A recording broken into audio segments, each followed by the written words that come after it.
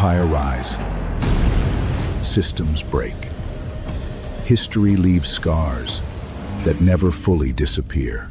When people compare the world's largest economies, they usually begin with the same scoreboard. They look at GDP rankings measured in nominal US and assume the hierarchy is obvious. The United States appears comfortably ahead. China appears large, but still behind in many people's minds. And the rest of the world falls into place underneath them. This way of seeing global power feels simple, clean, and objective. It gives the impression that the ranking reflects real economic distance. But that impression may be deeply misleading. The problem is not that GDP is useless. The problem is that people often treat one version of GDP as if it were the full measure of national strength. In reality, nominal GDP captures value through market prices converted into dollars.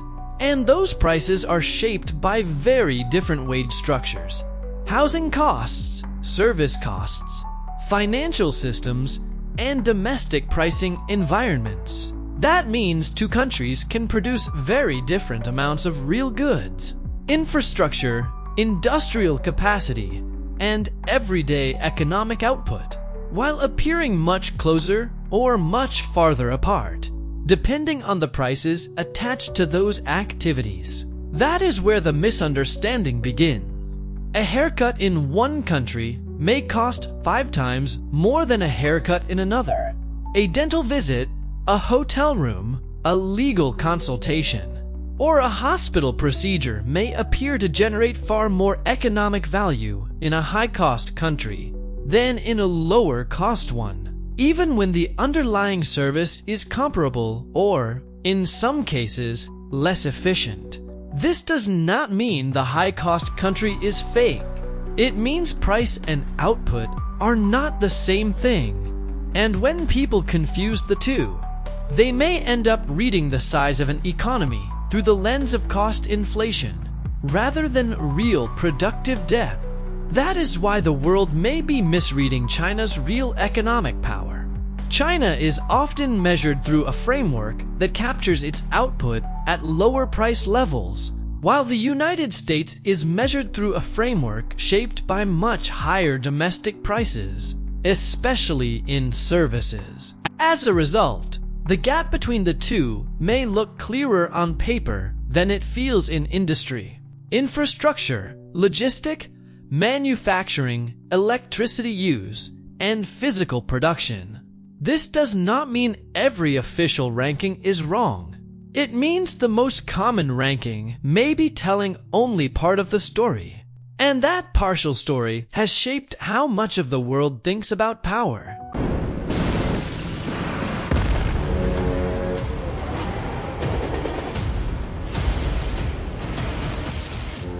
Behind every great power stands an invisible machine of energy, steel, and movement.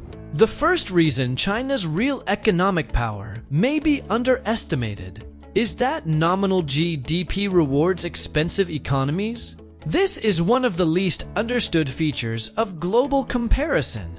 In a country where labor costs, insurance costs, rent, compliance costs, healthcare costs, and financial overhead are all high, the same basic activity often enters GDP at a much higher value. A hotel night, a medical checkup, a university degree, or a legal service may contribute far more to measure GDP in a rich high-cost country than in a lower-cost one. Yet that does not automatically mean more real output has been created. Sometimes it simply means more money was required to produce or access the same function. That distortion matters more than most people realize. Because modern advanced economies are heavily service-based, much of their GDP is generated by sectors where price inflation can become detached from physical output. If one country spends vastly more on housing, healthcare, finance, legal administration, and education, Its GDP can rise even when those sectors do not produce proportionately greater material capability. A society can become more expensive without becoming more productive in the hard, structural sense that matters for building ports, power grids, rail systems, factories, ships, machinery, and industrial ecosystems. China sits on the other side of that equation. Large parts of its economy still convert labor, capital, and coordination into physical output at lower domestic prices. This means that many things China builds, transport, assembles, manufactures, or maintains appear cheaper in monetary terms, even when they represent very large real-world capabilities. A bridge does not become less real because it was built at lower cost. A railway network does not become less strategic because the workers, materials, and services used to build it were priced in a cheaper domestic system. A manufacturing base does not become less significant because its cost structure is lower than that of a more financialized economy. This is the first lesson. If you compare economies through price-heavy measures alone, high-cost systems often look bigger than lower-cost systems with greater physical throughput. That is why nominal GDP can be useful, but also deceptive. It captures market value under prevailing prices, not the full scale of what an economy can materially organize, deploy, and sustain. And that matters enormously once the conversation shifts from accounting to power.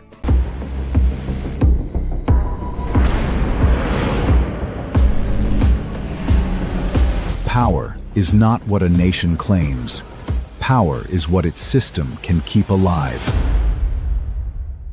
The second reason China's real economic power may be underestimated is that productive scale is not fully visible through services-dominated measurement. A country's strength is not only about what it can charge. It is also about what it can make, move, build, electrify, finance internally, and reproduce its scale. This is where China's position looks very different from the image suggested by a narrow focus on dollar-based GDP rankings. China is not simply a large consumer market or an export platform. It is a civilizational scale production system, deeply embedded in manufacturing, logistics, engineering, infrastructure, supply chains, port activity, electricity demand, and industrial coordination. These things matter because they reveal structural capacity.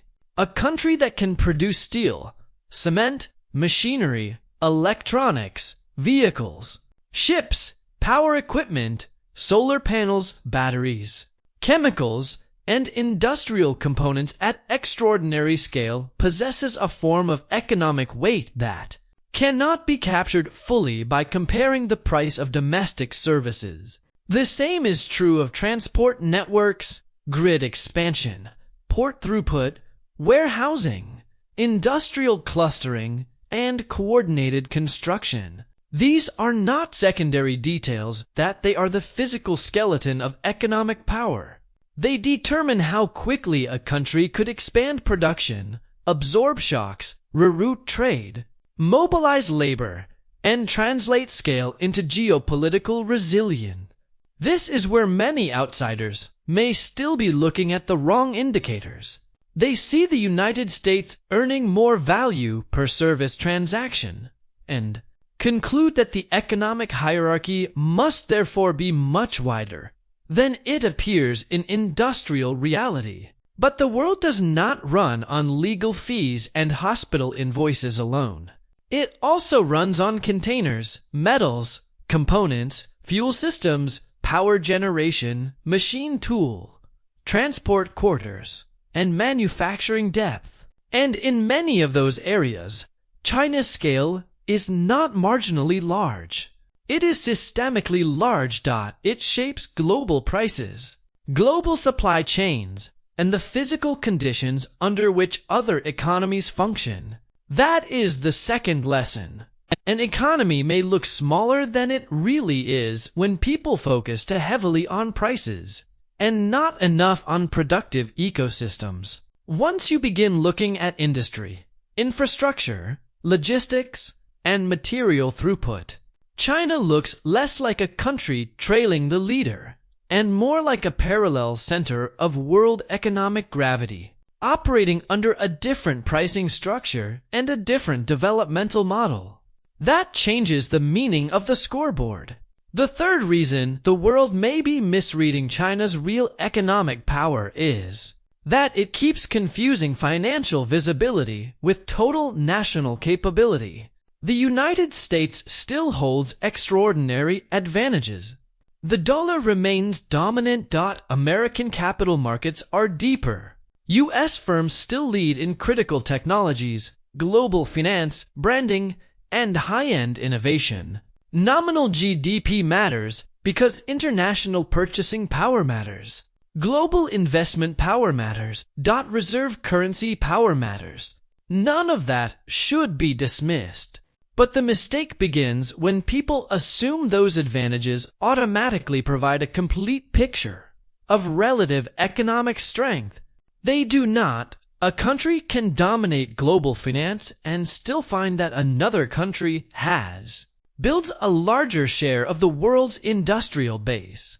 A country can lead in capital markets and still depend on foreign production network for critical good. A country can post higher prices across major service sectors and still discover that another economy has more room to build, expand, electrify, manufacture, and absorb strategic shocks at scale. Once you understand this, the debate changes. It is no longer just about who has the bigger number in nominal dollars. It becomes a deeper question about what kind of economy can sustain real power over time. That is the deeper meaning of this issue. The world may be misreading China's real economic power, not because the standard statistics are completely false, but because they are being interpreted too narrowly. China may still look smaller than its underlying industrial weight, domestic purchasing depth, and material coordination capacity would suggest. The result is not just a statistical misunderstanding. It is a strategic misunderstanding.